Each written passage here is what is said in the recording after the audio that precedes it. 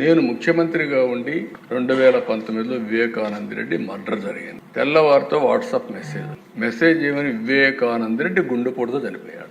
Election season, నేను కూడా గుండెపోటు అనుకున్నాను. జనరల్ గా నాకు ఎప్పుడు ఏ ఆలోచన వచ్చినా, ఏ మెసేజ్ వచ్చినా మళ్ళా నేను స్టడీ చేస్తా ఉంటాను.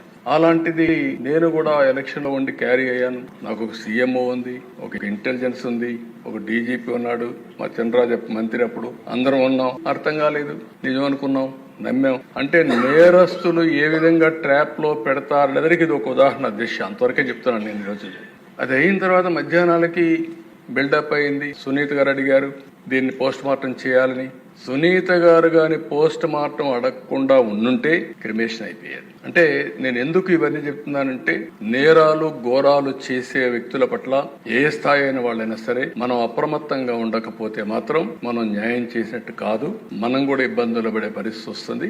ఆ తర్వాత సాయంత్రానికి దిశ ఎప్పుడైతే పోస్ట్ మార్టం చేశారో, ఏ టీవీలో అయితే గుండెపోటని చెప్పారో వాళ్లే సాయంత్రానికి మాట మార్చేసి ఇంతవరకు మా తండ్రి చనిపోయాడు, ఇప్పుడు తండ్రి లేని బిడ్డే కాకుండా చిన్నాన్న ఉంటే ఆ పెద్ద దిక్కు కూడా లేకుండా పోయిందని చెప్తే ప్రజలు నమ్మించే పరిస్థితికి వచ్చారు.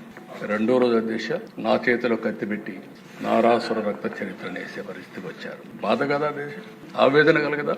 ఏంటి ఇలాంటి అరాచకాలు చేసి కూడా రాజకీయాలు చేయగలుగుతామనే ధీమా నా జీవితంలో ఒకటే చెప్తాను దశ.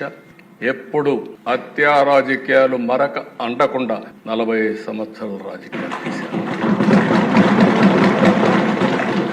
ఎవరైనా హత్యా రాజకీయాలు చేసిన ప్రజాక్షేత్రంలో పోరాడి అలాంటి వ్యక్తుల్ని శాశ్వతంగా రాజకీయాలు లేకుండా చేశాను తప్ప, శిక్షలు బయటకు చేశాను తప్ప, నేను ఎలాంటి పరిస్థితులు కూడా అలాంటి దీనికి దోహదం చేయలేదు. నేను ఎప్పుడూ చెప్పేవాడిని, ఒక హత్య చేయడం అనేది చాలా ప్రమాదం. పోస్ట్ మార్టానికి కారకులైన వ్యక్తులు మీకు కూడా పోస్ట్ మార్టం జరుగుతుంది, జాగ్రత్తగా ఉండమని హెచ్చరించాను. ఈ రోజు ఈ హౌస్ లో కూడా ఎమ్మెల్యేస్ అందరికీ చెప్తున్నాను, మీ నియోజకవర్గాల్లో లా అండ్ ఆర్డర్ కంట్రోల్ చేయడం మీ బాధ్యత.